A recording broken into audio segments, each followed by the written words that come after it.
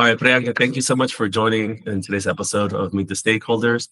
You're definitely a stakeholder. You have experience in product marketing, and I'm grateful to have you on the show. And I've so we've kind of met on LinkedIn. We started discussing, fractional product marketing manager, and I saw that you had, experience in pre-seed startups, and I thought that was really interesting because I myself also have, experience in pre-seed startups. So that really resonated, and I saw myself kind of like, oh, we kind of had the same experience there and here and there. So for the listeners, why don't you kind of give us a 30-second introduction to kind of who you are, your journey, and where you're currently at right now. Yeah, I'd love to. So, my journey started back in India. So, as with a lot of marketers, I also started in agencies doing a lot of, social media, digital marketing. At some point, it turned into content marketing. And then I also did a little bit of ABM-esque work in an agency where I was like creating these pitch decks for prospective clients, and we were presenting them as their digital marketing strategy. If they would join our agency, we would use that as a as a strategy for them. So that was right before I became a marketing leader. So I did head a marketing team in India for a tech company. It was more like a software development plus digital marketing agency, I would say. And that's where I got a bulk of my product marketing knowledge from. Even though I didn't know it's product marketing, that's what I was essentially doing, positioning, messaging, go to market, and then leading a team while doing all of that. So that was a lot of fun. And I knew I kind of wanted to stay in tech, but I wanted to explore business a lot more. So that's why I decided to do my MBA at USC. So I came to the US in 2021 to do my MBA. During my MBA, I worked with VMware as an intern. So that's when I first learned about the term product marketing itself. And it was an amazing experience at VMware. I did a lot of sales enablement, which was very new because I had experience with more external marketing channels. And this was more of like an internal thing. So it kind of added to my GTM knowledge, I would say. And then after VMware, I graduated from USC, started working with a nonprofit. As their product marketing manager, because I was also interested in the nonprofit sector, and then after that I discovered fractional product marketing. So that was something completely new for me, and I knew I wanted to try it because I was always interested in tech and startups and all these things. So I started getting in touch with startups. I started going to events, and I connected with founders, and that's how I got my last few roles in fractional product marketing. So that's kind of what I'm doing right now, working with pre-seed startups. And yeah, that's pretty much my journey. That's awesome. Okay, so if I have some fun questions I want to ask you, just some icebreakers. If product marketing didn't exist, or if you never found product marketing, what do you think you'd be doing instead? Oh, that's a really fun question. I think about this a lot because I recently rediscovered my interest in astronomy and space. So I feel like if I had discovered this earlier on, and if I would have really recognized my, interest in this area, I probably would have wanted to be an astronomer or an astrophysicist or something like that. That's insane. Damn, that's Yeah. insane. I have a degree in physics. It was a focus Oh, on astrophysics, astronomy. My that's whole so cool. my whole life, when I was from elementary to university, all I studied was math and physics, Wow. and then I accidentally got into marketing. So wow, that's actually amazing. I think that's a conversation we need to have after this because I would love to know that journey. Yeah, definitely. Yeah, we can definitely take that on another on maybe on your podcast. Have a Okay. conversation. Yeah, because it was a wild ride. I'll tell you that. A lot of fun, a lot of stress, a lot of crying, Oh a lot God. of yeah. Yeah. I always joke around and say that I know three languages. I know English, Spanish, and math. Yeah.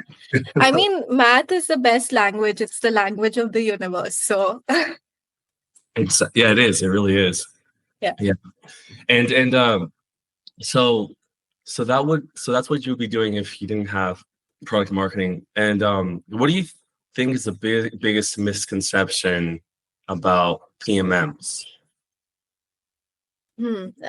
That's an interesting question. I think the biggest misconception about PMMs is that they are, at least in pre-seed that I've seen, is that they are like generalists and they can do everything. So you hire a product marketer and then they'll not only make your product marketing strategy, but they'll also work on demand gen and growth marketing and content marketing, and then they'll make social media posts for you. And I feel like sometimes it gets like confused with other parts of marketing. So I feel like that's the biggest thing that a lot of at least fractional PMMs and at least I have dealt with when it comes to pre-seed startups. Yeah. Yeah, I definitely agree with that. I know for a lot of times, I've been there have been meetings that haven't been privy to, conversations that let's say like someone in the sales team is talking to like the CEO, and they're having their own meeting, and then the salesperson comes to me, it's like, hey Joe, can you help with like X, Y, and Z? And I'm like, yeah, definitely I can do that. And they're like, wow, I didn't know actually like what product marketing is, but product marketing is actually really cool. Like I didn't know that Yeah. you can help out with all these things. And I'm like, Yeah. that's kind of what product marketing. It's fascinating to see when people start to have like that light bulb moment of like how a product marketer can help them, and then Yeah. to just like, wow, the product marketing is actually really helpful. Yeah. It's a really fun part. Yeah, I agree. Um I feel like a lot of product marketing is about finding your customers, who are going to resonate most with your product. It's also about finding the right message and the right position that you want to be in the market when it comes to these certain customers. And for a lot of pre-seed startups, they are at a stage where they're kind of trying to figure this out, and so I feel like product marketing there helps a lot with the kind of customer research that we do, and then the kind of process that we follow to do positioning and messaging. And then sometimes that gets confused into, hey, like, can you turn this into like a social media post for us and stuff like that? So I feel like a lot of product marketing is definitely strategic, and there's a lot of execution involved as well. But at the end of the day, you're one resource and you can't do like everything, so it's like picking and choosing what is the most strategically important thing that you need in that moment. So you could choose like a product marketer who's like a mix of product marketing and growth marketing, and then they could like do some experimentation for you and try to figure out how to best grow your startup. But yeah, I feel like it needs to be kind of clear in the scope what you need to do early on, because you Yeah, can be confused with a ton of different marketing functions. yeah, definitely. And you mentioned, pre-seed startups and fractional work, and I kind of want to transition now over to your journey as a Mhm. fractional PMM. So you focused mainly on working with pre-seed startups. How has that approach worked for you? I think it works well, at least for me, because I feel like founders at that stage are like really passionate about their product, and that's what I love about working with pre-seed startups. They are really passionate about the problem that they're solving. They're really passionate about their product, and I feel that if you offer any sort of value or you offer your help, they are very happy to receive it. Mm. So I feel like a lot of them haven't had their first marketing hires yet. And so they're in that position where they're still building their product strategy. They are still finding the right market, and they're still trying to, position themselves well. So it's like a great place for a product and plus growth marketer to kind of start. So you can help them create that initial strategy, and then you can help them grow. I think it not only helps them and their business, but it helps you, like, at least I feel very like happy, helping a business grow from right from the very beginning. So I think I'm really like passionate about this space. Yeah, and so would that be a strategy on let's say there's like a fractional or someone who's listening and is thinking, maybe they're like a full-time a PMM, or they just gotten laid off and they're looking for work, and they're thinking, I need to I want to at least try fractional product marketing. Would you recommend that as a strategy in approaching, pre-seed startups or just startups in general, with offering value first and then building that relationship and then seeing how that transitions into a fractional opportunity? Or is there another strategy that you implement in let's just say, for the lack of a better words, of acquiring um, a customer, or acquiring I guess, like starting conversations with startups? Yeah. So correct me if I'm wrong, but I think the question is more about is fractional. Would I recommend fractional product marketing to someone who's been like laid off and wants to probably find something more permanent? Or I'm sorry, I think I Yes. got a little bit lost there. Yeah, a little both. Yes, sir. It's Okay. kind of for the people who are looking into fractional product marketing. Mhm. What would you recommend their approach in finding startups who are Okay. hungry for PMMs, or maybe who don't know they need a PMM? How do they start those Right. conversations? How do they transition those conversations into opportunities? Yeah, I think that's a great question because it's all about relationship building. Mm. So the way that I usually do it, and this might work for other people as well, is I go to a ton of events, especially like startup events. So in I live in San Diego, so there's a ton of events here. Like there's an organization called SDX AI. Mm. There are there are cybersecurity groups and stuff like that. So based on whatever your industry preference is, I would like try to find an organization that kind of works in that sphere, and I would attend as many events as possible. I tried to do one event a week.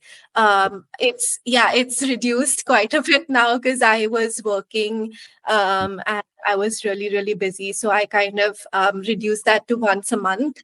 But yeah, I when I was at the peak of like recruiting, I was doing events like once a week. I would go and I would just strike up conversations. Maybe it was like a demo day or something, and they had just demoed their product, and then I would just go and talk to them about it. And then I would say that, hey, your product is so cool. I'd love to, work with you, and can we like explore this further?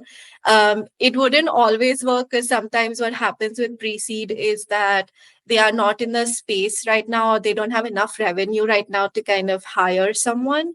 Yeah. But if everything matches, like they are in the space to hire someone, that's like a magical connection to create because you actually went there, you saw their product, you saw it being demoed, or you spoke to them at length about it, and then you kind of brought it up that, hey, I love what you're doing, I love the problem you're solving, and I want to help you. And then you take the conversation forward from there. You set up a coffee chat, and then you kind of try to figure things out from there. So that was one strategy.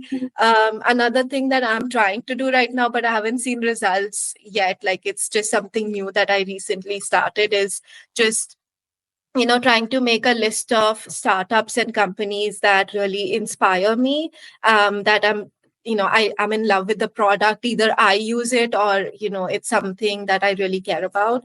And I try to find the founder on LinkedIn, and I try to like just reach out and talk about the company and the product in general. I don't want to pitch myself right now, because I don't know if I'm going to be the right person to help them.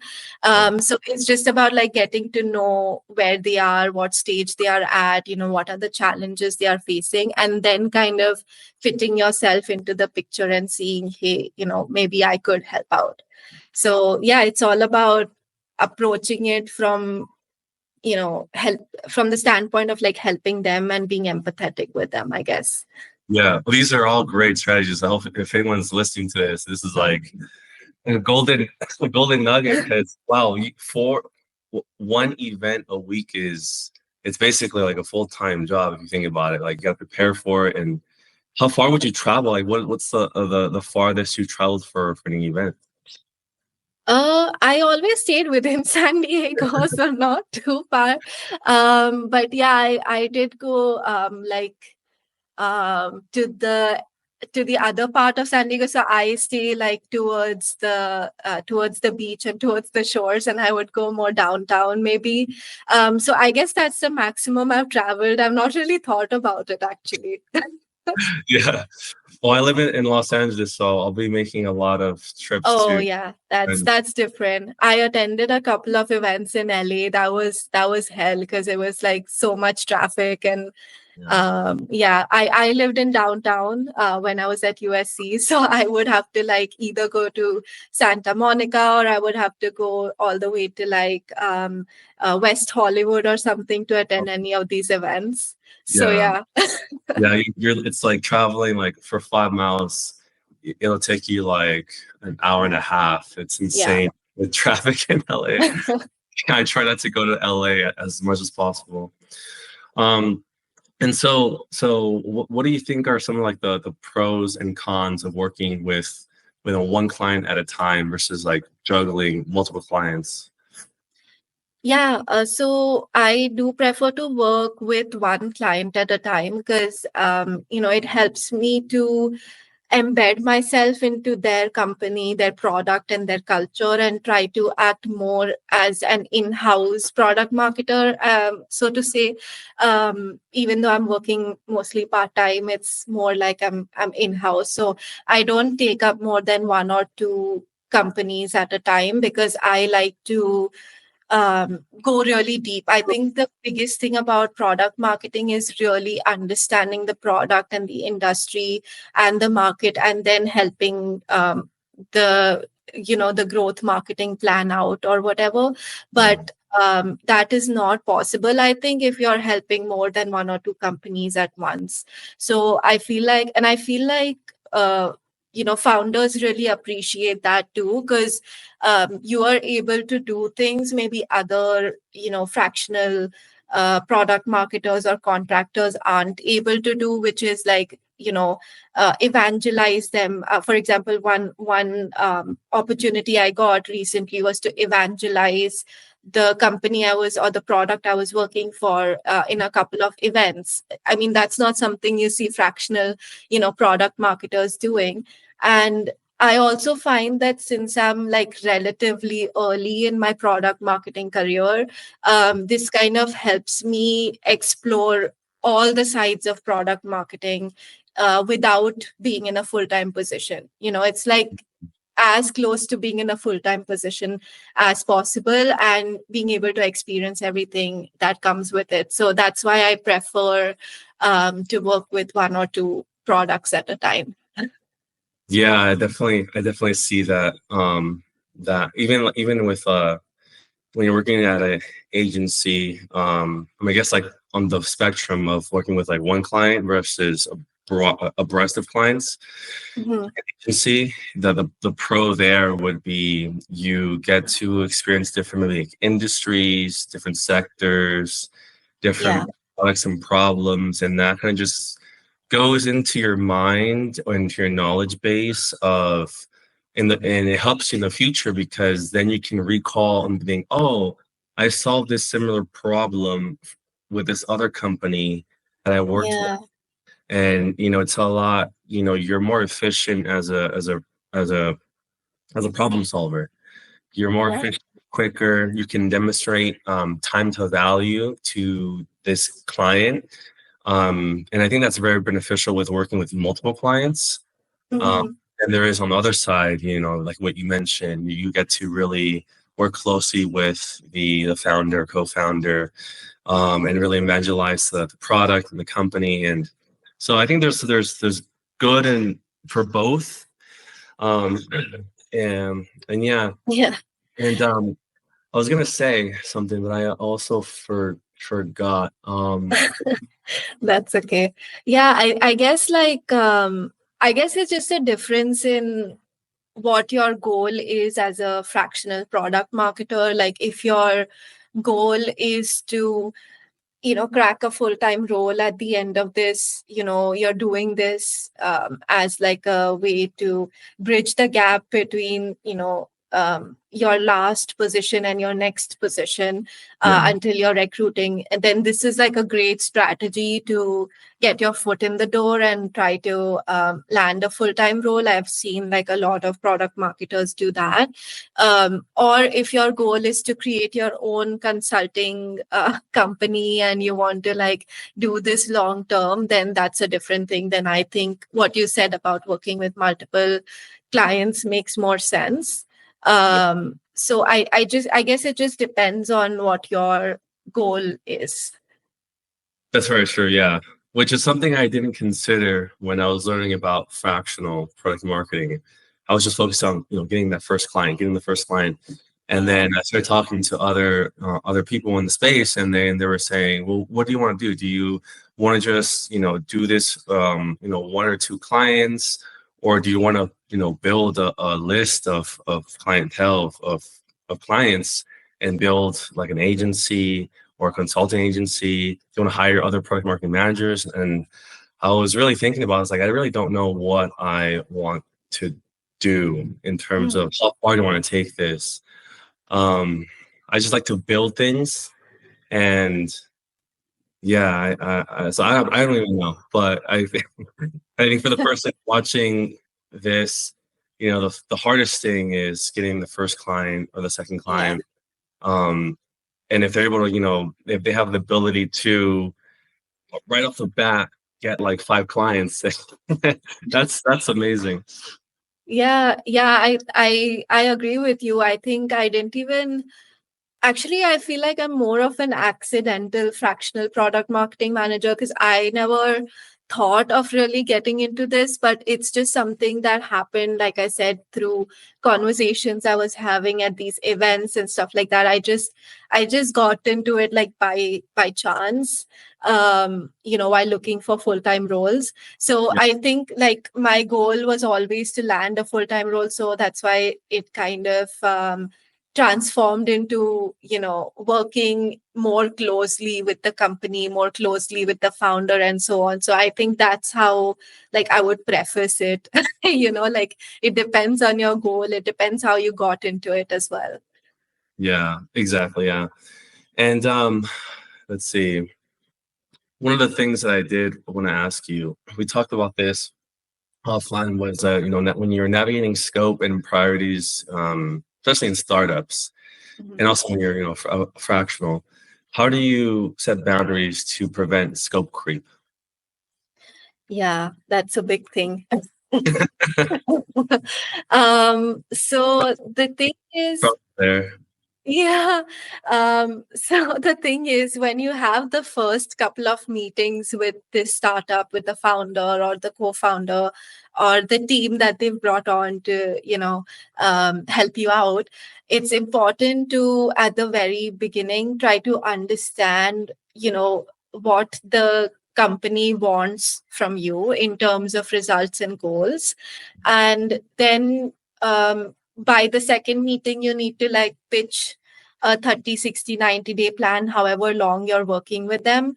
It's important to pitch that and be like, hey, this is, this is what I'm going to be doing for the next month or the next 2 months or the next 3 months. It depends. Like if the startup is like really, really early and it's like everything is uncertain, maybe you can't make a 3 month plan, but you can make a 1 month plan, right? And then at the end of the month, you can make another 1 month plan and so on. And that's how you kind of stop the scope creep, because if things are changing, weekly or monthly or something, at least like, you have that in mind before you make your plan, right? So you kind of compensate for it, so to say. And even after making the plan, we all know nothing goes according to plan ever. So if the founder comes to you and he's like, hey, he or she is like, hey, I think we have to change direction, like, we need to achieve this instead of this now, then you kind of need to have that organic conversation with them that, hey, this was the priority early on. What do you feel should be the priority now? And then figure that out before you continue your work, because you don't want to like be wasting your time, because you're hardly maybe giving 20-25 hours a week to this. So you want to have your scope fleshed out every month, every week and every day, to kind of make sure you're not exceeding your hours, because at the end of the day you're going to get burnt out if you keep trying to do everything. Yeah, and I know we mentioned this offline, but for the people listening here, are you,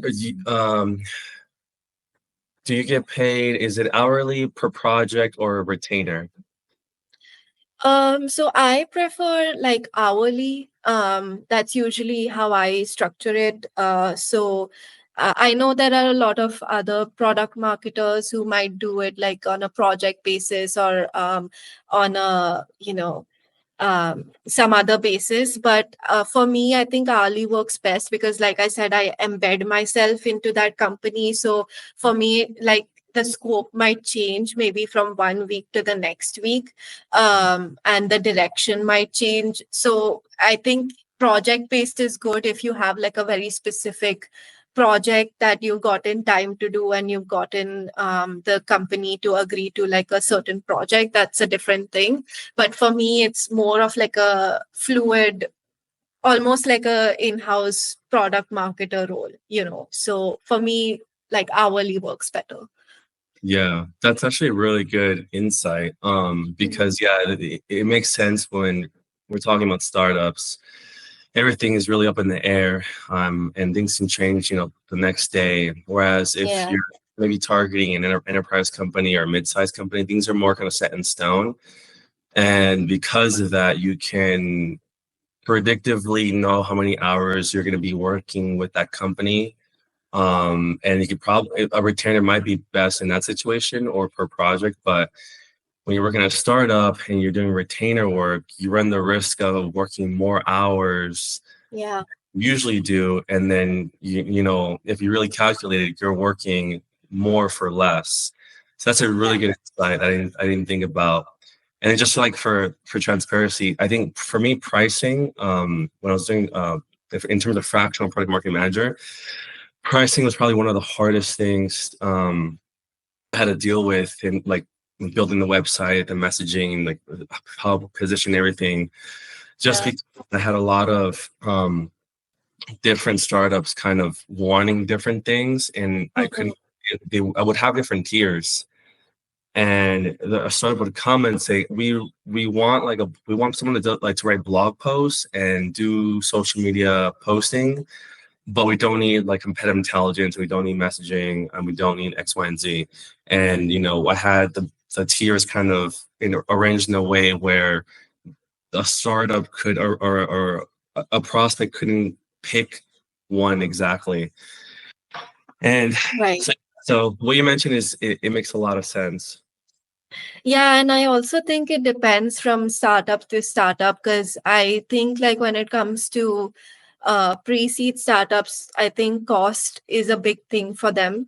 So you kind of need to be able to work with them and negotiate with them on that. So I feel like it's harder to do that if you have like a retainer based model Mhm. versus if you have like an hourly based model, because like I said, like they may not want to pay something upfront that is Yeah. so high in cost, so I feel like this kind of works well with the tier of companies that I'm working with, but it might be different for someone else who's maybe working with scale ups or maybe working with, um, you know, uh, bigger companies and so on. Yeah, exactly. And how do you track your hours? Do you track it like good faith? They kind of just trust you and you say, yeah, I worked this amount of hours, uh, save the money, or are you using a tool? Did they give you the tool, or did you introduce the tool? No, I mean it's been on good faith so far. So I maintain an Excel sheet that I share with them. So no fancy tool or anything. Yeah, It's just like a Google sheet or an Excel sheet, and I just track like what I did every day and the amount of hours I took for that particular work. And yeah, that's pretty much it. that's awesome. Yeah, that's Yeah. a really good relationship. Yeah, like I said, I think those early conversations matter a lot because you have to like establish trust and you have to establish credibility, and you have to keep up that trust and credibility when you're working. Like you need to actually deliver on the things that you promised you deliver, right? So as long as you're doing that, I think most founders are too busy to kind of go really deep into managing your time. Yeah, So I feel like as long as that relationship exists, you're good. yeah. And we mentioned this before that many early stage companies, they lack tracking tools. Yeah. What's been your approach to make sure impact is somewhat measurable?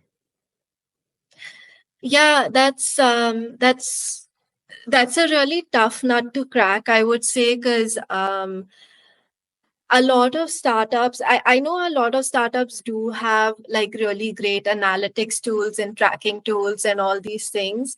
So that's like if you're joining a startup like that, it's easy to measure your impact.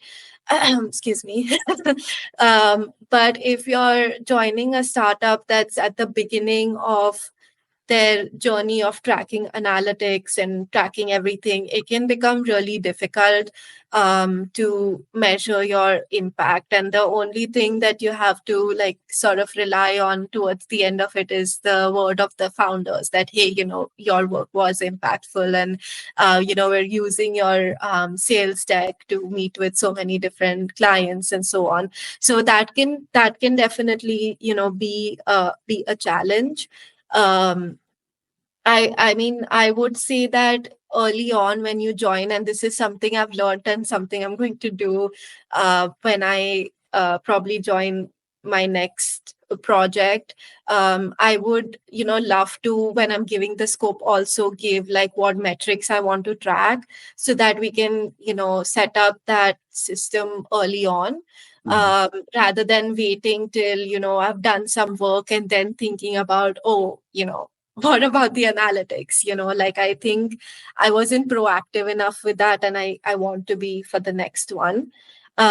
So yeah, I feel like that's going to be something that you might need to keep in mind when it comes to startups. And in terms of tools, a lot of them would probably have HubSpot Mhm. at the very least. If not, then they'll probably at least have Google Analytics, or they'll have something at like product analytics. They'll probably have a SQL database or something in the back end that you can use. The only problem at that point would be that you would have to depend on the developer or whoever is handling the backend to get to the metrics. But as long as they have some sort of system to record analytics, I would say, try to set that system up early on. Mhm. And if you can, if they have the budget, then you can suggest some tools. And Giovanni, I know you were saying that you have some like you have some memberships and some stuff, some analytics tools that you've paid for that you are open to deploying for these startups that you work with. So if you have a system like that, then that's something you can pitch to them as well. But yeah, like try to work with what they have rather than making them, spend, because that is going to be like difficult at this stage. Yeah, that's very true. And from your experience, what have you been tracking with working with startups? Have you? Yeah, I'll just leave the question there. Like, what? Yeah, what have you? Because I know there's a lot to track, right? Like you can track like SEO, you can track like website clicks and like awareness, track more things on like the product side. I guess like starting off, I guess it really depends, right? Like where they have you working and what they have you doing. But from your experience, like what have you been tracking? I think the most common thing that we were tracking, or I like to track, is product analytics. I think is a big thing for me, because I feel like if your onboarding process is set up well, and then you work on kind of getting the top of the funnel in, it is going to be much easier than if you try to set up top of the funnel and then you work on onboarding and upselling and cross-selling and stuff. And that's just my whatever learning or thoughts, but I think people might do it differently. But for me, I try to rely on product analytics a lot. So things like product feature adoption, product usage, and conversion from free user to paid user if you're like a freemium type of product, or like you're a PLG product, and then stuff like how much time did you spend in the product in a day, so daily active users, monthly active users, those kind of things I feel are more impactful for me than website clicks or whatever. I feel like that's more top of the funnel. And if you're working on projects like that, of course, those would be important. But for the projects that I was working on, where it was more so like, positioning, messaging, and identifying the right customer segments and so on, I feel like for those kind of things, product analytics were more helpful to me. Yeah, that makes a lot of sense. Because you'll see the trickle down effect if you're doing, if the top, like what you mentioned, if the top of funnel is done well and it's there, then you'll see the increase at the bottom as well. And how did you like if there's no tracking in place, how do you kind of pitch them or advocate for tracking? Because you definitely don't want to start doing work and there's not they're not tracking anything, and then they're not seeing the impact, and then that relationship kind of just ends or fizzles out, right? We don't want that. So I haven't done it so far, but how I think about when I want to do it in the future, so I think I would just say that, hey, these are like some of the projects and some of the deliverables that I'm working on, but neither of us will kind of know the impact unless we are tracking this, so you're spending your money, so you want value out of it. So we kind of want to track that, so we can see what's working, we can optimize for it, so that you kind of get to reach your goal faster as well. I think that's probably how I would pitch it in the future. I like it. As soon as you said, we're spending your money, something like triggered me, like, oh yeah, you're right. Yeah, it is my money. I better be tracking it, right? So Yeah, I think yeah. it's a good language to have. I definitely like that.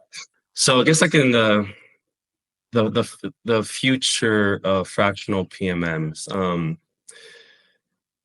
I have my own take on this, but I'm curious to get yours. Do you Okay. see fractional PMM work as a long-term career path or just filling a temporary gap in the market, something that's just here because the economy is, or like the economy is, or the market, the job market is, not the best currently. Right. What do you think? Huh. I've not really thought too deeply about it, but um, what I feel is that um, there are going to be product marketers who turn this into something permanent and long term. Like I already see a lot of product marketers creating agencies, like product marketing agencies, and consulting companies and so on. I feel like that is the future of fractional product marketing, and it is something that you can do sustainably if you like adopt more like an agency or consulting model. But if you're doing this to, like I said, again, it depends on your goals. So if you're doing this to get a full time, that's not going to last uh, permanently, right? Yeah. Your goal at the end of it is to get a full time. So that's going to be something else. That's not going to last. That's probably just for the economy. But if you're taking this chance to convert it into an actual business of an agency or a consulting company, then that's going to be more permanent. Yeah. Yeah, I definitely agree. My take on it is, well, me personally, I like fractional for work or contract work or freelance work just because there's more freedom in it. Like there's things Yeah. that can force you to do. They can't force you to have or work on a certain laptop or force you to come into the office. And so I personally like that. And so I Mhm. stick to like contract work. But I'm always open to like full-time work if it's the right product, the right team, the right Yeah. environment. There's definitely benefits to having a full-time product marketing job. But in terms of like the future of fractional PMMs, I think we're going to see a lot of people. I think we're going to get a lot more fractional product marketing managers, use that term just because I think it's a term that's increasing in awareness. And Mhm. AI basically democratizing and commoditizing content like written blog posts, social media posts, Yeah. audio and video. It's easier and more accessible for companies and startups and whatnot and they're expected companies are now expected to do a lot more with a lot less. You'll have maybe like one marketing person doing the work of three or four, and Mhm. so that just I think it affects the job market overall, and we're going to have Yeah. marketers looking for work and not being able to find work because of limited jobs. So they'll turn to an entrepreneur out of either freelance contract or like fractional work. So that's kind of my take on it. I think there's like a bigger picture, a bigger narrative, and we'll start to see kind of the waterfall effect into fractional anything, right? Fractional CFO, fractional CMO, fractional product managers. It'll be interesting to see how this plays out in the grand scheme of things. Yeah, for sure. I'm really excited to see actually because I think in the last 1 year I've seen this like the fractional product marketing kind of world emerge and like kind of like become big. But yeah, it would be like interesting to see the future and see how AI plays into it, because I know that if you're a product marketer and you're not kind of leveraging some of these AI tools, it's going to be really tough either way to go on. Um, Yeah. so if you can use AI, like I use like Notebook LM and I use like Claude and ChatGPT quite a lot. I'm not gonna lie, but yeah, like finding use cases around how you can leverage that AI and embedding that into your permanent like consulting or agency type work is, I think, going to be a game changer for fractional product marketing. Yeah, yeah, exactly. And since you have a lot of experience with, working with a different, I'd say like different industries and clients, um, is there a specific industry or company size where do you think where fractional PMMs will thrive the most?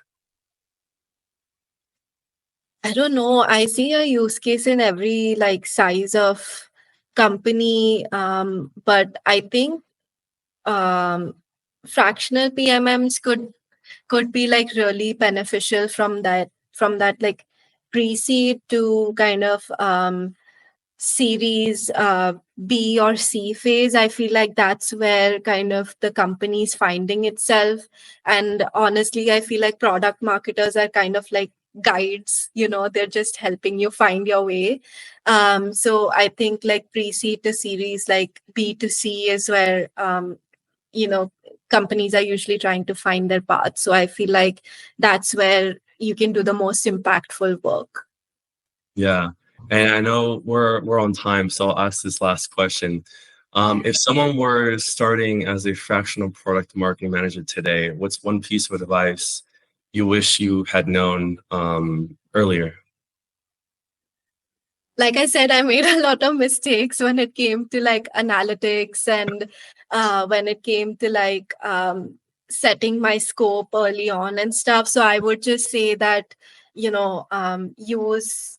um, use scoping wisely and use it to not just um, set your action items and work and projects, but also like the metrics that you want to track. Because at the end of the day, you want to know your impact, whether you worked with them for a month or 2 months or 3 months or a year. You want to know what impact you had at the end of your time with them.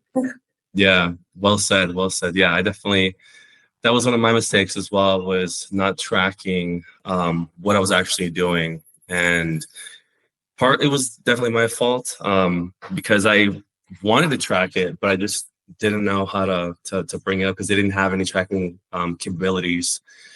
But you live and you learn, and Yeah. it seems like it's maybe a common mistake when you're starting off because Mhm. when you're going into a company as a full-time PMM, asking them to track something isn't really normal. Like they'll expect you to track it, right? Like they'll give you the tools to track things. Um, Yeah. but yeah, hey, that's like Yeah, I mean, I feel like if you can somehow ask them to collaborate with the developer, maybe you can collaborate with the developer to, um, you know, get product update, like product adoption metric reports and so on, and to get like access to Google Analytics and stuff. I think that's going to really help at the yeah, end of the day. Yeah. definitely. Yeah. Well, Priyanka, thank you so much for joining today's show. It was really enlightening. I got a lot of information, a lot of good nuggets, and hopefully people, who see this, it helps someone out there who's maybe thinking about going to fractional payment work um, or just maybe investigating what it looks like. It's good to have you on to learn from you. And we'll keep in Okay. touch because I live in LA and I'm Yeah. definitely make go to a lot more events and try your magic. So I'll be shopping around, San Diego and LA. Yeah, definitely. Thank you so much for having me. This was a lot of fun. I didn't know podcasts are so much fun, but yeah, this was a lot of fun. And yeah, as you said, I hope I was able to like help someone get into fractional product marketing, I guess. And if someone is curious and wants to ask you more questions, where can they find you? Oh, you can find me on LinkedIn. So my name is Priyanka Mandhyan. That's a complicated spelling, but I'm sure you'll have my name, on the title. So you can just look for me on LinkedIn and reach out. Yeah. Is there anything you want to, I guess, like promote or release? Nothing right now, but if you're a pre-seed founder and you're looking for help, then my LinkedIn's always open. Right. All right, Yeah. Priyanka. Well, we'll see you soon. Take care. Yeah. Thank you.